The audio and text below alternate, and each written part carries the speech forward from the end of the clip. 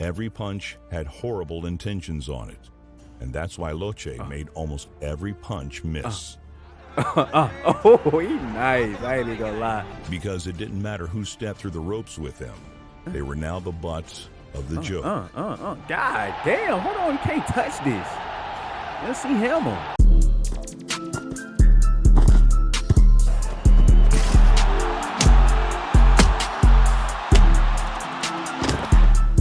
The comedic timing of Nicolino Locche. Groovy tapping in, man. Welcome back to another vid. I just read the description of this video and it says that this guy is the greatest defensive boxer in boxing history. Okay, bet, let's see it then. In the comments down below, man, y'all give me y'all top 5 defensive boxers of all time, and y'all let me know what y'all agree. Is this guy the greatest defensive boxer ever? If not, who is? Y'all let me know. Spam the like button. Comment down below any videos y'all want me to react to next. And last but not least, subscribe to the channel if you new. Ooh, crazy Boxing counter. is a serious business. Any fight can be a life-altering experience. That is one of the most grotesque things. Damn! Big ass knot on his head. Any fight might be one you get carried out of. Against the 27-year-old punching sensation of the division. Huge right hand by Madonna. Morales takes it very well. With lifelong ambitions and life-changing wealth on the line, it's natural for fighters to take things as seriously as possible. Damn. Shout out to all the boxers, man. Crazy heart and courage, man. This boy's going to war. Dangerous game, though. Oh, man, it was a tough fight, man. I'll give you the best of it, man. It was a really tough God fight. damn.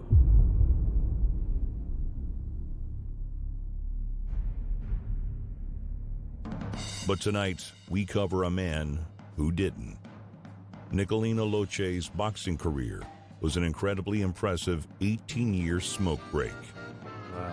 Nicolino Locche was a man of many contradictions. To take one look at him, you'd think him a brawler? Like if Rocky Marciano was actively dying of polio, or if prime Danny DeVito tried to chisel himself into championship condition. He was barrel-chested, short-armed, and had a hairline that began its retreat during the Eisenhower administration. Oh, wow, that's how he looked? Damn, he look old as hell. Damn, Unc. Boy, it look like he done did about 30 years at some job and retired. I ain't even gonna lie, receding hairline and everything. But wait until you see him punch. Okay. He wasn't much good at that either. He was always accurate, but his offense was about as basic as Ugg boots and pumpkin spice. Hold on real quick, though. Like they said, he got some short-ass arms, bro. Look at this punch right here, bro. He wasn't much good at that either. He was always accurate, but his offense was about as basic as Ugg boots and pumpkin spice. Crazy. He had a consistent jab, Okay. used the left hook as a reliable changeup. All right. Nice little With left his hook. right sprinkled in, but only at point-blank range, rarely with any real weight committed. He was the type of puncher that couldn't crack an egg with a running start. Damn, so A he couldn't natural-born punch. slapper with hands of sponge. Wow. His career KO ratio sits a shade over 10%. Damn, There that's were few it? things in this world he hated more than training, but a fighter still has to make weight. So rather than road work or sparring as a means of regulating his weight, he used cigarettes. He smoked In his cigs prime, he smoked nearly 50 death sticks a day. a day? Sometimes his corner even gave him a puff or two between rounds. Bro, You might think mid-match? inhaling a forest fire worth of tobacco might mess with a fighter's cardio. It was a problem he avoided by doing as little as humanly possible in the ring. Oh my God, hold on. Hold on. Damn, hold on, look at the head You might be movement. wondering how a balding, chain smoker with the punching power of a malnourished toddler who loathed training, made it as a professional fighter. How a man with such terrible habits and bizarre attributes managed to make it onto this channel. Exactly. How? Smoking cigarettes, bro. But it's not how many fights Bad he had. lungs. It's who and how he fought.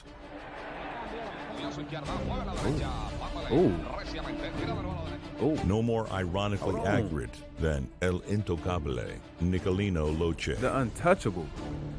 Born in the province of Mendoza in Argentina, he was fighting all around South America, getting in the ring whenever and where he could.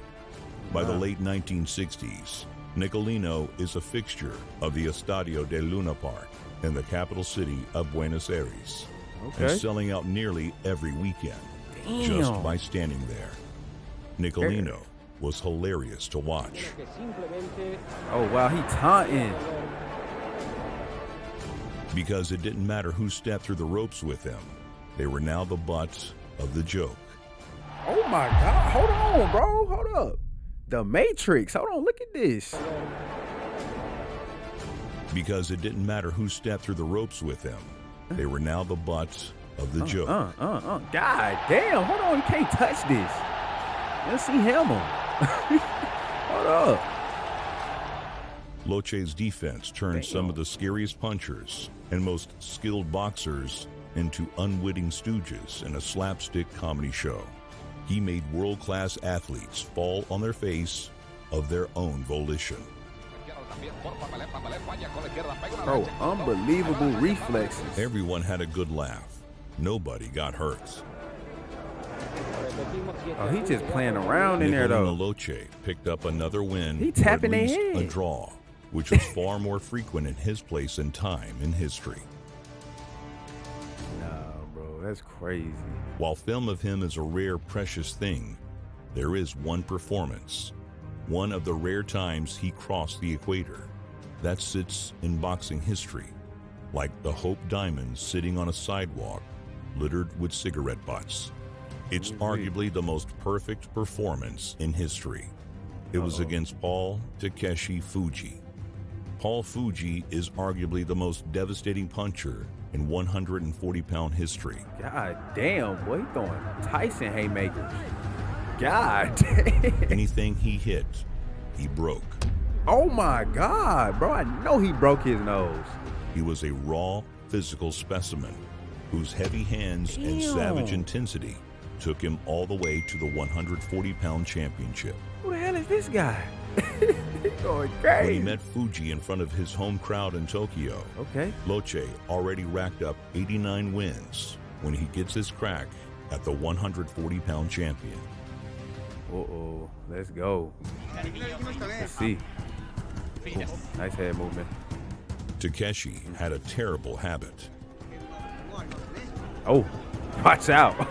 It's the one thing you absolutely cannot do against a defensive genius like Locche. He's throwing some crazy, wild punches. Takeshi Fuji Nice. threw every single punch as hard as humanly possible.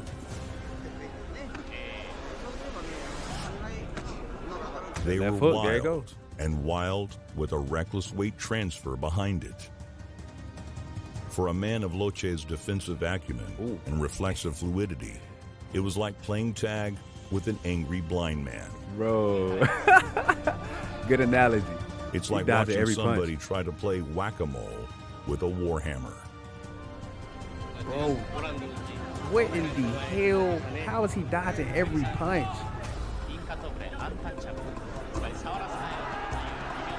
Oh, come here. You cannot touch him.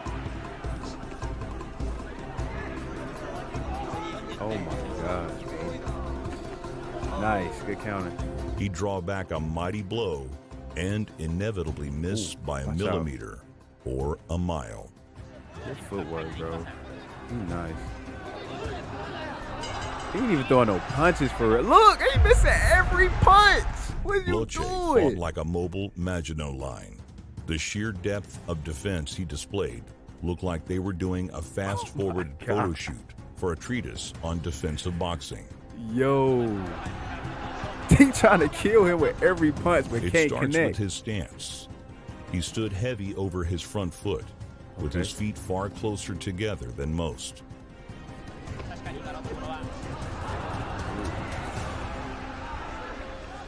His heels almost never touched the canvas. It So he allowed be him quick on to his drop feet. his weight and upper body to get under the overhands. Nice jab. Nothing crazy. He Nice, kept his nice. hands by his cheekbones, but only when actually felt threatened. He had a beautiful ability to get around and under punches. Oh my God, It weaving makes you every wonder punch. what the Spanish word for peekaboo is.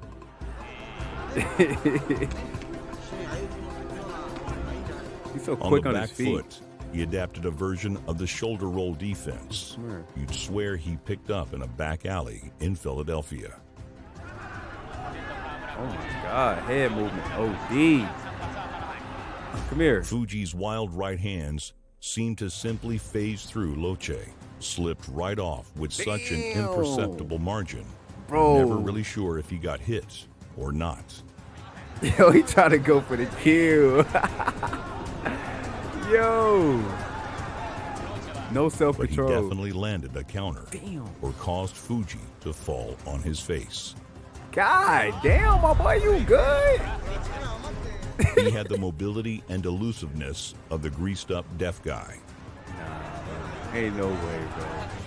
Oh, this is my favorite event. Catch the greased up deaf guy. Goal! You're never gonna catch me. He ran through everything on the move list to make Takeshi Fuji look like he was on Takeshi's castle. Bro, chat, did we see Red Shorts connect on a punch yet? That's all I'm waiting on, bro. Because he cannot hit him at all. When are you going to Fuji punch showed this up man? for a slugfest and got slapboxed.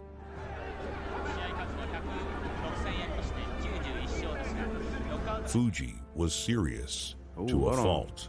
Every punch had horrible intentions on it, and that's why Locche made almost every punch miss. Oh, he nice. I ain't even gonna lie. Did gave him 2 jabs. Fuji's reckless weight transfer was a massive telegraph. Come here.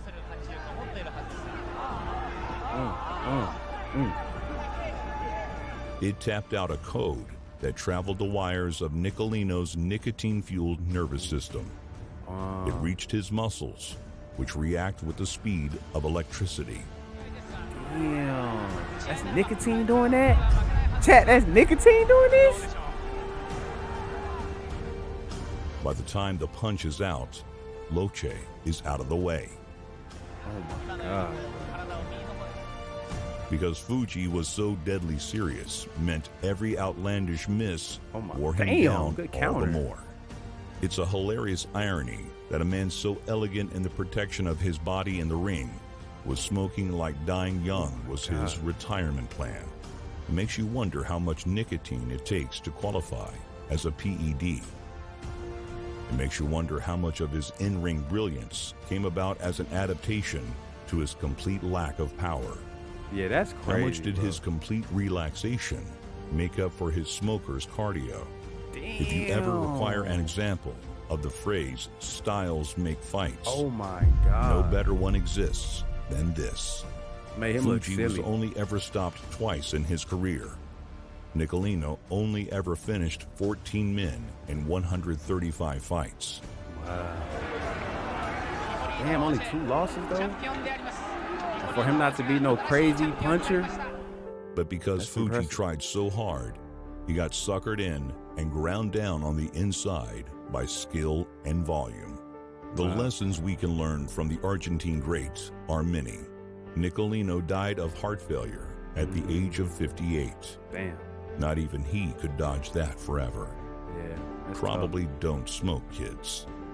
But in Damn. a sport when men die every year, the bias against the defensive masters over the ages becomes less and less defendable. Showing up to a fight without a good defense is like going to a job site without a hard hat or steel toes. Defense is boxing's workplace safety issue. And in that sense, there was no more model employee than Nicolino Locche. Fire. Shout out to Unc, man. One of the greatest defensive boxers of all time. I agree. I agree, bro. For him to only have 2 losses and him not having no type of crazy offensive package, I find that impressive. And in those clips that we just watched, boy, he made the opponent look silly. My boy was out there trying to go for the kill and was missing damn near every single shot. And he's doing this while on nicotine smoking cigs with a receded hairline. Yo, shout out to Nicolino Locche, bro. You know what I mean? One of the greats for sure, man. This was a unique story right here, unique type of boxer. I was impressed, bro. They should have called this man the Matrix, because he was fighting in slow motion. Unbelievable reflexes, man. If y'all like the reaction, man, hit the like button. Comment down below any videos y'all want me to react to next. And last but not least, subscribe to the channel if you new.